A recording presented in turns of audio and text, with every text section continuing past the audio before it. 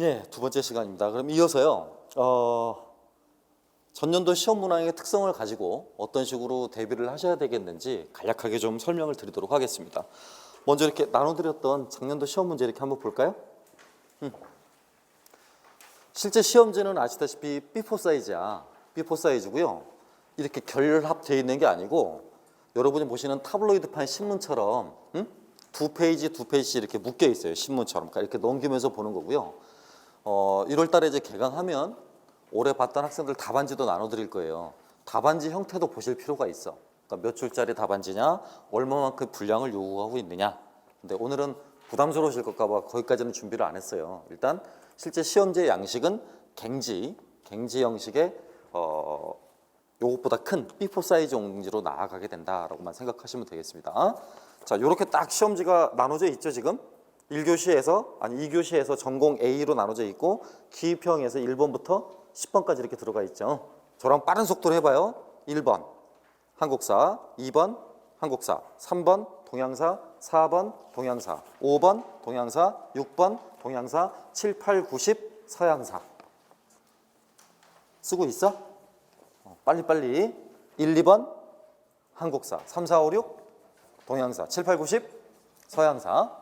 아시겠습니까? 자, 눈에 띄는 거 한번 봐보자. 거기서 눈에 띄는 거. 2번 사료, 그렇지? 5번 사료. 2번 한국사 사료 하나, 5번 한국사 사료 하나, 9번 지도. 눈에 띄는 거. 그렇죠? 그 다음 뒤에 이제 서술형 봐볼까요? 1번 역사교육, 2번 한국사, 3번 역사교육, 4번 한국사. 그렇죠? 각각 몇 문제씩 한국사, 역사교육 두 문제씩. 배점이 높죠? 합치면 10점. 영역별로 10점씩 이렇게 주어질 거 아니에요. 그렇죠? 어때? 문제를 보지 않고서도요. 빽빽한만 보고서도 쉽지 않다라는 느낌이 들어? 어떠실 것 같아? 실제 시험에서 이런 문제를 당면하게 되면 답답하겠죠? 그렇죠? 특히 제 영역은 봐봐. 지문이 어때? 엄청나. 이거 읽는 데만 해도 시간이 꽤 걸릴 것 같아. 심적 부담이 걸리고요. 실제로 학생들이 가장 어려워하는 부분이에요. 답을 쓸 때. 외우고 있다고 해서 답을 쓸 수가 없는 문제니까. 적용을 해야만 하는 문제니까. 문제만 봐보게. 그 다음 또 봐볼까요? 뒤에 3교시 거? 3교시 거. 1번. 중국사 문제죠? 동양사 문제야. 특징 뭐가 들어가 있어? 지도. 그치? 사료만큼 무엇도 중요하다는 걸 알 수 있다? 그렇죠. 지도로 중요하다는 걸 알 수 있다. 그래서 저하고 학습하실 때나 유상한 선생님하고 학습하실 때는 중고교 역사 부도가 꼭 있어야 돼. 역사 부도가 없다 그러면 사계절 출판사에서 내놓은 아틀라스 시리즈가 있어야 되고, 아틀라스 중국사, 아틀라스 세계사, 아틀라스 한국사. 현재 지금 20세기 후반에서 21세기까지 접어든 도판 시리즈의 최고 역작이라고 평가를 받는 서적이 아틀라스입니다. 멜카르토르 도법을 썼다고 알려져 있어. 그래서 특정 지역과 특정 지역의 상호 관련성을 무엇보다 잘 반영하고 있는 서적이 아틀라스 시리즈입니다. 그러니까 기본적으로 아틀라스 시리즈 판도 갖고 계시는 게 도움이 될 거예요. 그게 아니면 아까 말씀드렸듯이 중고교 역사 부도요. 아시겠습니까? 출판사는 앞선 시간에 제가 말씀드렸죠. 그런 출판사 거 갖고 계시면 되겠네요. 뒷장 넘겨보실까? 2번, 3번 무리 없어요. 2번 서양사, 3번 동양사. 4번, 또 특징이다. 4번. 뭐가 보여? 그렇죠. 그래프죠. 아래 부분은 연표고요. 여러분이 저희하고 1, 2월 달에 공부하실 때 제가 가장 강조하는 게 이 부분이에요. 기본적으로 모든 내용 영역, 한국사, 동양사, 서양사에 무슨 정리가 끝나야 돼? 연표 정리가 끝나야 돼. 1, 2월 달은. 몇 년 하면 무슨 사건은 튀어나와야 된다고. 그 문제처럼 62년 쿠바의 미사일 기지 설치 사건 내지는 쿠바 위기 사건 그렇게 쓸 수 있어야 된다고요. 1972년 11월 김태규 생일 이렇게 딱 떠올라야 된다고. 알겠습니까? 그만큼 기본적으로 기본 과정에서 1, 2월 과정에서 중요시되는 건 뭘 완성하거나 뭘 작성해 보는 것이다. 연표를 완성해 보거나 연표를 작성해 보는 것이다. 그렇게 하면 일단 기본적인 사건명, 또 기본적인 사실명, 시간적인 흐름, 계열성, 연속성 이런 감각을 키울 수 있기 때문이에요. 국내에 있는 모든 사범대학 및 일반 대학의 교직이수 과정을 통틀어서도요. 한국사, 동양사, 서양사를 고대, 중세, 근대, 현대에서 각각 4명의 교수 곱하기 3 해서 12명을 확보한 대학은 단 하나도 없어요. 그렇죠? 그러니까 여러분의 실라버스, 학사 과정 가운데 고대사부터 현대사까지 모든 영역을 다 골고루 들어봤다라고 하는 건 유학 갔다 온 사람 빼고는 없어요. 아십니까? 그러니까 아까 선생님 말씀하신 것처럼 군데군데 이빨이 빠져있는 부분이 있겠죠. 나는 조선시대사를 배웠는데 대신 고려시대사를 못 배웠다라고 치면 연표 작성을 통해서 어디 이빨을 채워나가야 되겠어?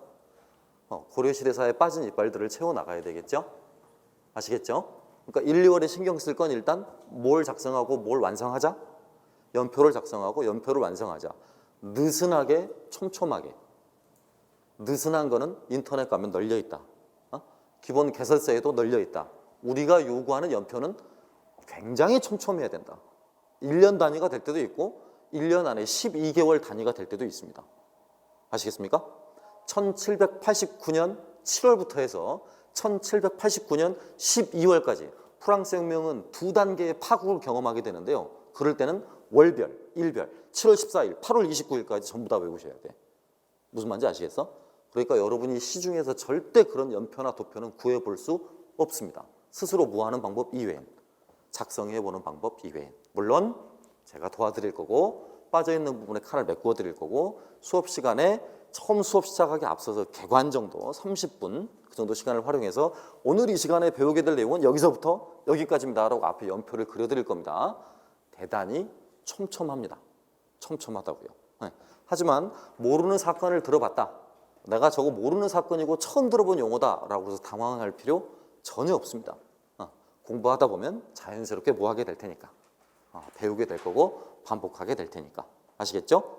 자, 또 하나 기억합니다. 또 하나 1, 2월 학습 목표 가운데 가장 중요한 한 가지는 뭐다? 한국사, 동양사, 서양사에 무엇을 작성하고 완성시키는 것이다. 연표를 작성하고 완성시키는 것이다. 헐렁하게 하는 것이다. 촘촘하게 하는 것이다. 대단히 촘촘하게 하는 것이다.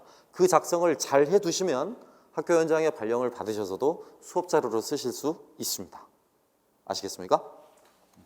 예, 이런 문제가 나왔고요. 뒤에 또 논술형 문제 봐볼까요? 1번 뭐 서양사, 그죠? 2번 한국사. 그렇잖아? 보입니까?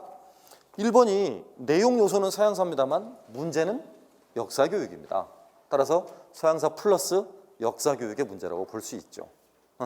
이렇게 역사교육 문제는 역사교육의 이론적인 측면이 나오는 게 아니라 역사교육의 이론과 영역, 아까 말한 한국사, 동양사, 서양사 내용 영역이 결합된 문제들이 나와요. 그러니까 적용 문제가 대다수다 보니까 상당수 어려움을 겪습니다.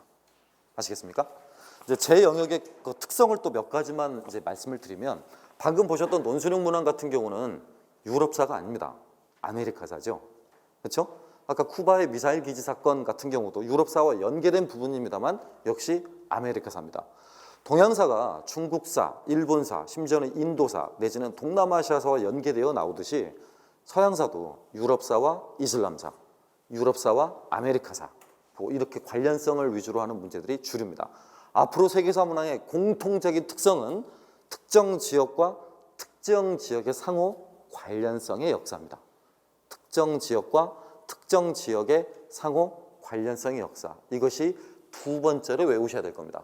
에? 아까 첫 번째 1, 2월 달은 뭐 하자? 연표 작성하자. 두 번째 외우실 거 뭐? 세계사 문항의 특성. 지역과 지역의 상호 관련성의 역사 부분의 비중이 높아지고 있다. 아시겠죠? 동일한 유럽사의 문제입니다. 프랑스 혁명의 문제인데요. 실은 문제 자체가 프랑스 혁명이 아닌 것이 기입형 9번입니다. 기입형 9번을 잠깐 참고하실까요?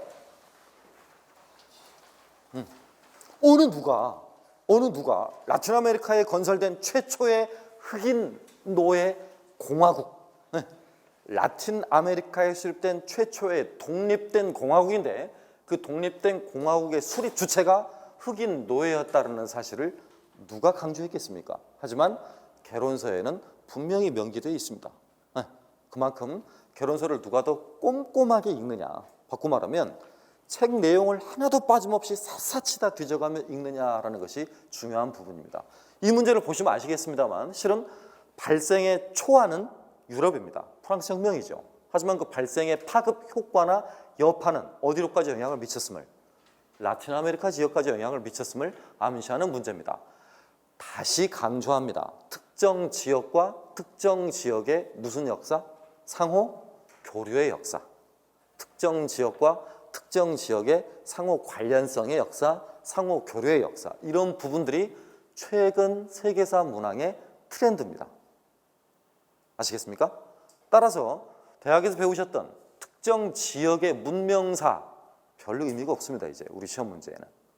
바꿔 말하면 유럽에서 A라는 사건이 벌어지게 됐을 때 비유럽 지역에는 어떤 영향과 파급 효과를 초래하게 됐는가, 이런 부분들이 주로 시험 문제 타겟이기 때문에 특정 지역에 국한된 역사는 별 중요도가 없다는 이야기입니다. 아시겠나요? 이해하시겠어? 자, 또 피드백, 또 복습해봐. 제가 지금 두 가지 중요하다고 말했죠. 한 가지? 그렇지. 일단 기본 과정에서는 연표를 작성하시고 최대한 촘촘하게. 두 번째, 시험 문항의 특성과 연관해서 연표와 관련한 연대기 문제도 봤지 않습니까? 그죠? 또 다른 문항, 특정 지역과 특정 지역의 상호 관련성과 연관되어 있는 부분만 시험 문제가 많이 나오게 된다는 거죠. 그렇죠? 그 다음 이제 마지막입니다. 역사교육 문제인데요. 아무 문제나 보셔도 돼. 1교시 거 서술형 1번 한번 봐볼까요? 시험지 5쪽인데요. 서술형 1번. 5쪽에 1번을 보겠습니다. 표 3개 들어간 거 보이시죠? 교육과정이 있고 교과서가 있고 수업이 있고요. 여러분이 제법 공부가 된 분들이시라면 저는 이렇게 설명을 할 겁니다. 이 세 가지의 수준 내지는 위상이 내용 구성의 일반적 단계다. 내용 구성은 3단계로 펼쳐 나눠지는데 첫 단계가 교육과정이고 두 번째 단계가 교과서고 세 번째 단계가 수업이다. 여러분이 읽어보시는 역사교육의 이론이라는 소위 남색책 안에 보면 이것이 교과서 차원, 교육과정 차원, 수업 차원이라는 말로 명기가 돼 있다. 하지만 차원이라는 말은 수준이라는 말로 대체 가능하다. 요렇게. 여러분이 만약에 공부가 되신 분들이라면, 그래서 한 보통 시험에 임박해서 3개월 정도 앞둔 수준이라면 제가 이런 식으로 설명을 할 텐데요. 처음 보시는 분들이니까 바꿔보겠습니다. 설명 방식을. 이런 문제들은 어떻게 푸는 거냐? 두 번째 칸에 들어가 있는 내용을 보고 첫 번째 칸의 기억의 말을 완성시키는 겁니다. 정답은 교류와 갈등 부분이었거든요. 교류와 갈등? 교류와 갈등의 가장 대표적인 양상이 통상교역이거나 전쟁입니다. 근데 밑에 보면 17세기 전쟁, 이른바 임진전쟁에 관련한 내용이 들어가 있죠? 그렇죠? 그를 토대로 해서 기억을 유추하거나 추론해서 쓰는 겁니다. 이해되십니까? 또 두 번째 들어가 있는 교과서 내용을 토대로 해서 수업 목표 가운데 하나를 쓰라는 문제가 니은을 채우라는 문제죠. 이해하시겠어? 보다시피 하나도 외워서 쓸 수는 없습니다. 전부 다 이해하고 이해한 내용을 바탕으로 적용해서 쓰는 거죠. 세 번째 외우시거나 강조하고 싶은 부분입니다. 역사교육 문항은 대부분 적용 문항이다. 적용 문항. 그럼 적용 문항을 위해서 여러분이 보시는 12대 개설서 가운데 어떤 내용들을 중점적으로 봐야 되느냐? 역사교육에서는 3개가 가장 중요합니다. 3권이. 첫째, 역사교육의 이론. 2001년도에 삼지원에서 나온 소위 파란 책이라고 부르는 책입니다.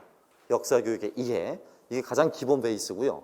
두 번째가 2006년도에 나온 역사교육의 내용과 방법이라는 책입니다. 소위 녹색책으로 불립니다.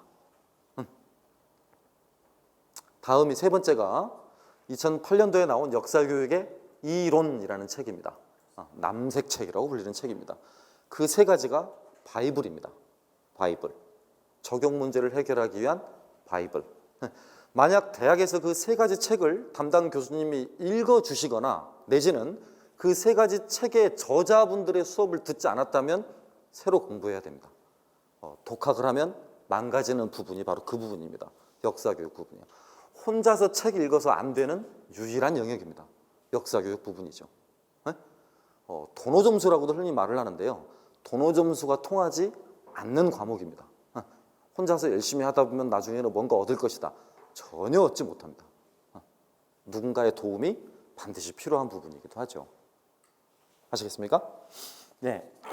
아직 시험 준비를 하시는 분들이 아니니까 기출문제 관련한 부분의 특성 소개는 여기까지 정도로 하겠습니다. 저희 강의 계획상 3월 달부터 해서 6월 달까지 이렇게 4개월 동안은 매주 금요일 날 16개 학년도의 기출문제, 올해까지 포함하니까 이제 17개 학년도가 되겠네요. 17개 학년도의 기출문제 내용을 분석해드리고 정답을 달아드리고 앞으로 나올 수 있는 유사 문제를 답아드리는 시간입니다. 3월부터 6월까지 매주 금요일 시간이요. 아마 그 정도 시간이 경과하고 난 다음에는 어느 정도 문항의 특성을 아실 수 있을 거고 답안도 절반 정도는 분명히 쓰실 수 있게 될 겁니다. 하지만 지금은 아직 초보적인 단계니까 그 내용까지는 하지 않도록 하겠습니다. 자, 그러면 방금 보셨던 그 실제 전년도 기출문제 특성을 토대로 해서요. 몇 가지로 이렇게 요약을 한번 해볼까요? 첫째, 제가 담당하는 역사교육론 영역은 이 부분입니다. 타 영역에 대한 타 영역과는 조금 달라요. 그러니까 한국사, 동양사, 서양사와는 좀 다르게요. 용어나 개념이 대단히 낯선 표현들이 많을 것입니다. 예를 들면 역사교육에서 흔히 등장하는 표현으로 낯설게 하기, 또 아울러서 발견법, 또 아울러서 think aloud, 발성사고법, historicization, 역사화 또는 contextualization, 맥락화. 유달리 영어가 많이 등장하고 유달리 어려운 개념이 많이 등장합니다. 본디 역사교육이라는 학문 자체가 우리의 것이 아닌 미국의 또는 영국의 그것이었기 때문에 그걸 차용하는 과정에서 외래어가 많았고 그 외래어를 번역하는 과정에서 해당 학자들마다 표현들이 조금씩 상이하기 때문입니다. 그래서 다른 영역에 비해서 가장 정확하게 이해하고 계셔야 됩니다. 개념이나 용어를. 아시겠습니까? 두 번째, 실제 수업 사례에 적용할 수 있는 문제와 수업 과정 또는 수업의 흐름, 여기에 관한 문제들이 주를 이루는 만큼 이런 문제에 대한 대응 능력이 중요하다. 따라서 언제까지나 수험생의 입장이 아니라 문제를 풀 때만큼은 내가 그 문항 속으로 들어가서 이 수업을 실제 담당하고 있는 누구다, 교사다 라는 입장으로 문제를 풀어야 돼요. 내가 교사다라는 입장으로 머릿속으로 시뮬레이션을 돌리면서 문제를 푸셔야 되는 거라고요. 이해하겠어요? 세 번째, 개정교육과정 영역에 대한 확실한 이해가 요구된다라고 했었죠. 이번 문제만 하더라도 2개가 나왔습니다. 교육과정 영역에서요. 방금 보셨던 서술형 문항도 그랬고요. 맨 앞에 들어와 있던 문항도 그렇죠. 교육과정 부분의 비중이 갈수록 어떻게 있다? 높아지고 있습니다. 그러니까 그 부분도 정확히 이해하셔야 될 거고요. 제가 알고 있는 범위 내에서 그동안 제가 출강했던 대학들에서는요. 교육과정을 담당하고 있는 담당 교강사가 한 명도 없었습니다. 그래서 부득불 출강하고 있는 학교들에서는 제가 그 과목을 담당할 수밖에 없었는데요. 교육과정을 여러분이 보시는 것과 교육과정을 전공한 전문가들이 보는 것과는 시각이 전혀 다릅니다. 따라서 교육과정과 교육과정을 해설해드리는 시간을 1, 2월 달 첫 주에 제가 해드릴 겁니다. 개강할 때요. 그 교육과정을 읽는 방법, 그걸 활용하는 방법, 또 그런 것들을 우리 시험 문항의 특성에 맞추어서 어떻게 유형별로 나누고 어떻게 이렇게 스프링도 하고 어떻게 묶어가지고 1년 거를 활용할 건가라는 구체적인 계획들을 말씀해 드릴 겁니다. 그 내용을 잘 들으시고 접근하시면 되겠습니다. 맨 마지막, 여전히 역사교육론에서 어려운 이론이라고 할 수 있죠. Explanation Theory라고 불리는 건데요. 설명 이론에 관련한 논쟁입니다. 서구 유럽에서 1930년대부터 1967년까지 나타났던 논쟁인데 그 논쟁의 과정 가운데 한 가지 사례가 전년도 서양사 문제와 결합한 문제로 나온 바 있습니다. 아까 보셨던 논술형 문항입니다. 그런 문항에 대비하기 위해서라도 역사교육과 관련한 몇몇 이론들은 반드시 중요하게 접근하시고 이해하셔야 됩니다. 또 한 번 강조합니다만 역사교육은 지엽적인 암기는 무의미합니다. 이해를 바탕으로 한 적용 능력. 아시겠습니까? 이해를 바탕으로 한 적용 능력. 배양하셔야 된다고요. 자, 다음입니다. 서양사 부분은요. 저런 부분들입니다. 기본 과정, 그러니까 1, 2월을 말하는 건데요. 1, 2월 과정에서는 연대기적 흐름에 따라서 시기별 주요 사건에 대한 정리가 필수적입니다. 아까 제가 말했듯이 뭘 작성해 보는 거? 연표. 이를 위해서 필수 개론서에 5회 정독 정도가 필요합니다.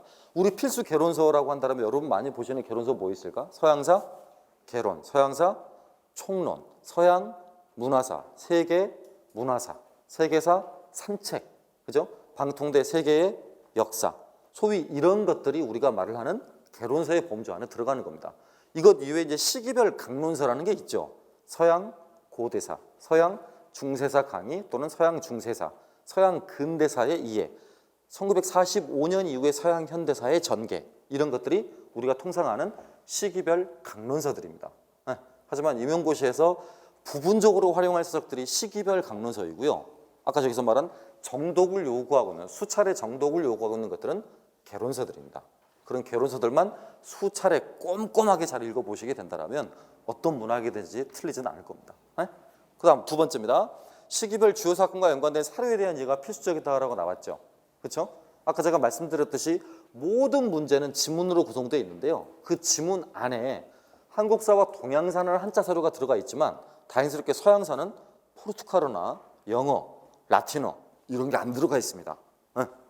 전부 다 한글로 번역되어 있어서요. 국가 교육 과정 수준에서 꼭 봐야 될 사료집을 이렇게 교육과정 평가원과 묶어둔 게 있어요. 나중에 제가 그 파일을 드릴 거고 여러분이 각각 제본을 해서 보시면 되겠습니다. 사료는 그 사료집 한 권으로 마무리할 수 있습니다. 더 이상 추가로 봐야 될 서적은 없어요. 이해하시겠습니까? 네. 무슨 사료요? 한글 사료라고요. 동서양사와 연관해서 세계사 학습 자료집이라는 책이 있습니다. 세계사 학습 자료집. 평가원이 주관해서 서원대학교 최상훈 교수님 위탁을 받아서 이렇게 편찬하신 사료집 서적인데요. 그 사료집만 보시면 동서양사의 한자를 제외한 한글 사료들은 다 커버가 됩니다. 아시겠나요? 그렇게 접근하시면 되겠고요. 세 번째, 통상 서양사든 동양사든 시기별로 어떻게 나온다? 한문항식. 그러니까 4개. 고대, 중세, 근대, 현대.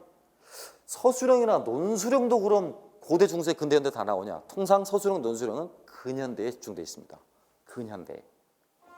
아시겠나요? 그것도 팁이라고 할 수 있겠고요. 마지막, 네 번째. 분야사, 분류사를 이렇게 나눠보면요. 정치사, 경제사, 사회사, 문화사 가운데 어디가 비중이 높아? 정치사 비중이 높아요. 그러니까 정치적 사건 위주로 정리를 잘 해두시면 될 것 같습니다. 아시겠죠? 네, 이상입니다. 그럼 제가 지금까지 강조했던 내용을 4가지로 묶어보겠습니다. 4가지로요. 그죠? 첫째, 기본 과정에서는 무엇을 작성하는 걸 습관하자? 연표. 두 번째, 전년도 문항의 특성을 기조로 해서 봤었을 때 역사교육 부분은 암기 안 된다. 무조건 이해를 기반으로 한 적용이 위주를 이루는 문제다. 그를 위해서 몇몇 책들을 수차례 반복해서 봐야 된다라고 말을 했었고요. 세 번째, 문항의 특성을 고려해 봤었을 때 사료, 지도, 도표 이런 것들도 우리 시험 문항에 종종 등장한다. 그러니까 부도 내지는 아틀라스 시리즈 서적들을 반드시 잘 활용하자. 오케이? 마지막 네 번째, 서양사 문항의 같은 경우 네 번째, 시기별로 이렇게 하나씩 배분되어 있는 경향을 보이니까 어느 부분을 포기하지 말자. 나는 현대사 부분을 안 들어봤으니까 현대사를 포기하자. 그런 사람들이 작년도 쿠바 위기 사건을 전혀 손을 못 댔어요. 단 한 영역도 뭐 해서는 안 된다? 포기해서는 안 된다. 아시겠죠? 4가지 기억하시겠습니까? 네, 이제 마지막입니다. 마지막은 참고하실 수 있는 참고 도서들의 유형들하고요. 거기에 따른 각각의 학습 안내에 대해서 개괄적으로만 설명해 드리도록 하겠습니다. 기왕에 제가 먼저 설명하고 있으니까 서적 안내를 저부터 하도록 하겠습니다.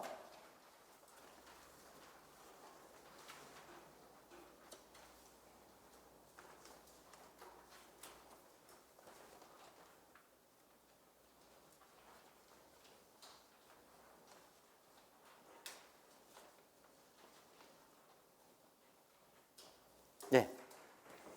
보시면 저희 수험 도서의 특성은 저렇게 딱 4가지 섹션으로 나눠볼 수 있어요. 그러니까 가장 기본이 되는 도서가 뭐고요? 교과서가 되겠고요. 물론 저기에는 모두 교사형 지도서 이렇게 연계가 돼야 되겠죠. 그렇죠? 저 2개가 없는 과목이 하나 있죠. 역사교육론이죠. 그렇지 않습니까? 그러니까 이 교과서에 해당하는 게 아까 말씀드린 역사교육의 이해 정도라고 보시면 돼. 그다음에 여기에 해당하는 게 내용과 방법, 이론. 그러니까 녹색책이나 남색책이라고 부르는 책들 정도다라고 생각하시면 되겠습니다. 이 부분은요, 개설서, 아까 말한 개론서 말하는 거죠. 항서통론, 항서특강, 뭐 뿌셈 이런 것들. 그다음에 저기 개설서에 서양세계론, 서양서특강, 동양세계론, 뭐 강자중국사 이런 내용을 또 동양세계론, 한중 이런 서적들이 포함이 되겠죠. 최근 연구 성과 주로 이제 역사교육 같은 경우는 한국 역사교육의 연구 동향이라는 양호한 교수가 쓰신 그 두꺼운 종류의 책이 있습니다. 한국 역사교육 연구 동향. 그다음에 한국사 같은 경우는 한국사 길잡이 1, 2권 뭐 그런 것들이 거기에 해당한다고 볼 수 있죠. 저 네 가지 것들이 우리가 봐야 될 수험 도서의 일반적인 유형들입니다. 영역별로 나눠보면 한국사와 동양사는 이따 윤서환 선생님께서 말씀을 해주실 거고요. 저는 먼저 제 섹션 먼저 말씀드리겠습니다. 어떤 책들을 봐야 되는지요. 역사교육론 이런 서적들입니다. 보시다시피 아까 제가 맨 왼쪽에 썼던 게 가장 베이스 서적이에요. 역사교육의 이해. 김한정 교수님 또는 정선영 교수님 외에 나머지 분들이 공저하신 책인데요. 처음으로 나온 1980년에 나온 역사교육론 이외의 2대 개설서로 불리는 서적들입니다. 서적 안내는 1, 2월 달 개강할 때 자세하게 해드리겠습니다. 두 번째 서적이 녹색책이라고 불리우는 내용과 방법입니다. 우리 수업 방법에 관한 문제는 거의 다 저기서 나오고요. 역사교육에서는 저 내용을 다 외우면, 특히 이 책의 3장과 4장의 내용을 외우면 역사교육은 반은 맞는다라는 말이 있습니다. 그만큼 중요한 책입니다. 역사교육의 이론, 남색책으로 불리는 것들인데요. 저 세 가지 서적들을 저는 바이블이라고 부릅니다. 바이블은 독송이 돼야 되는 거 아시죠? 그죠? 거의 완벽하게 내용이 이해가 돼야 되고요. 거의 몇 페이지 정도 이렇게 넘기면 어떤 내용이 있다는 걸 아실 수 있어야 돼. 제가 개인적으로 개설서 읽는 거에서 강조하는 방법 가운데 하나가 속독인데요. 속독학원 같은 데 가면 제일 강조하는 게 내가 읽었던 내용이 1, 2, 3, 4분면 가운데 어디에 있다라는 정도를 끄집어낼 수 있어야 돼요. 그럼 그 책을 읽은 겁니다. 이걸 끄집어내지 못하는 경우는 전부 다 봤다라고 하는 거예요. 책을 봤다. 그러니까 제가 항상 영어로는 표기를 이렇게 쓰거든요. 임용 공부할 때 서적 읽는 방법은 봅니다요.